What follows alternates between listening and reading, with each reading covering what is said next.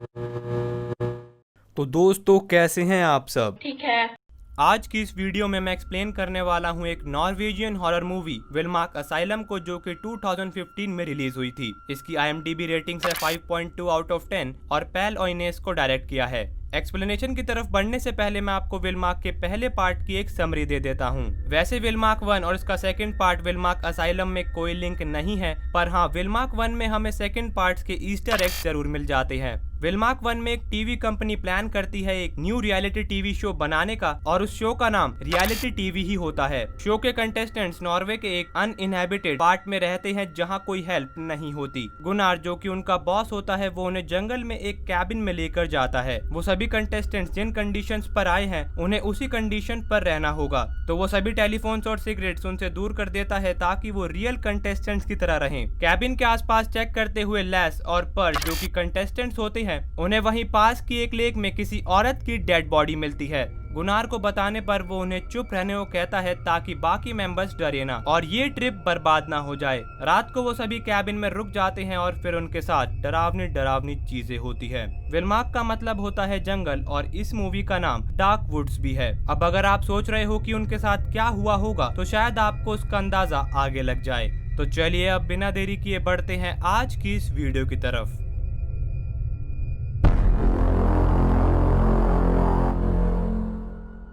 कहानी की शुरुआत होती है एक बड़े और पुराने सैनिटोरियम में, जहां 5 कॉन्ट्रैक्ट वर्कर्स लिवे, ओले, फ्रैंक, इवन और सिने उस सैनिटोरियम में मौजूद डेंजरस वेस्ट को डिस्ट्रॉय करने आए होते हैं, और उनके पास बस 3 दिन तक का ही टाइम होता है, क्योंकि कुछ हफ्तों में वहां पर मशीन्स आ जाएगी सैनिटोरियम को तोड़ने के लिए। उन्हें वहां पर कार्ल मिलता है, जो कि सैनिटोरियम का केयरटेकर है। लिवे उसे कल तक वहां से जाने के लिए कहती है, और जाते जाते फ्रैंक उससे सैनिटोरियम का पुराना ब्लूप्रिंट भी मांगता है, पर वो बिना कुछ कहे वहां से चला जाता है। वो सभी सैनिटोरियम में फैल जाते हैं और काम करना शुरू कर देते हैं। कुछ देर बाद लिवे सैनिटोरियम में एक जगह पर पहुंच जाती है, पर वहीं पर बेसमेंट में जाने का रास्ता होता है, तो उसकी टॉर्च बेसमेंट में गिर जाती है। जब लिवे बेसमेंट में अपनी टॉर्च वापस लेने जाती है, तो उसे एक आदमी लटका हुआ मिलता है। लिवे तुरंत बाकी सभी को बुलाती है और वो सब उस आदमी की जान बचाने की कोशिश करते हैं। अब वो कार्ल को बुलाते हैं और उससे एक वाइल्ड लाइफ कैमरा के बारे में पूछते हैं, जो फ्रैंक को काम करते वक्त मिला था,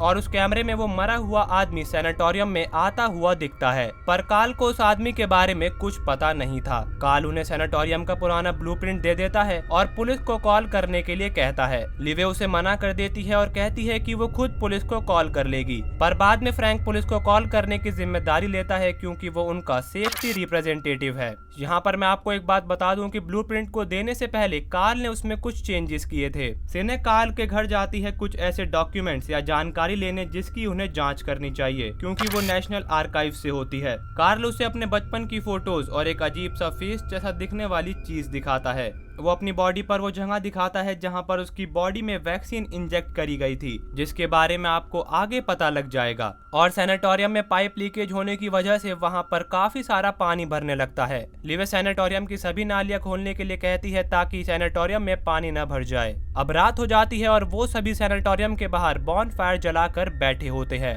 उसी बीच हमें सैनिटोरियम के पास के बारे में पता चलता है।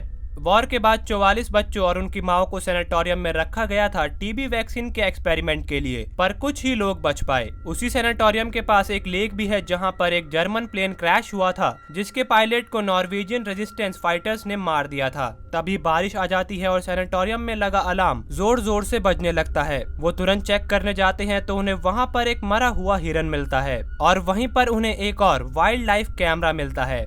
इसी बीच हमें पता चलता है कि फ्रैंक ने पुलिस को कॉल नहीं करा, वो इसलिए अगर वहां पुलिस आ जाएगी तो वो काम 3 दिन में नहीं कर पाएंगे, और उन्हें कई और दिक्कतें भी आ सकती हैं। पुलिस को ना कॉल करने का एक और रीजन भी हो सकता है कि उन्हें इस काम की सख्त जरूरत थी। लिवे उस कैमरा की रिकॉर्डिंग को देखती है, तो उसे एक चीज अजीब लगती है कि उसमें ज्यादातर लेक को रिकॉर्ड किया गया है, पर एक जगह पर उसे कोई दिखता है और वो कल सुबह कार्ल से बात करने को कहती है। साथ ही साथ लिवे को 1983 के मेडिकल रिपोर्ट्स मिले थे, पर सिने बताती है कि ये 1978 में बंद हो गया था, यानी बंद होने के 4 साल बाद भी किसी ने रिपोर्ट्स बनाई है, और लिवे उसे भी कल सुबह कार्ल से बात करने के लिए कहती है। अगली सुबह ओले और इवन उस मरे हुए आदमी की एक गन चला रहे होते हैं जो ओले को मिली थी। वहीं दूसरी तरफ फ्रैंक सैनिटोरियम के बेसमेंट में पंप रूम को ढूंढने जाता है ताकि वो पानी की लीकेज को बंद कर सके। उसके साथ सिने भी आई होती है उसकी मदद के लिए। बेसमेंट में बने कमरों में सिने को कुछ ड्राइंग्स बनी हुई दिखती हैं, जिसे देखकर उसे लगता है कि कोई यहाँ पर रहता है, पर फ्रैंक उसकी बात पर ज्यादा ध्यान नहीं देता।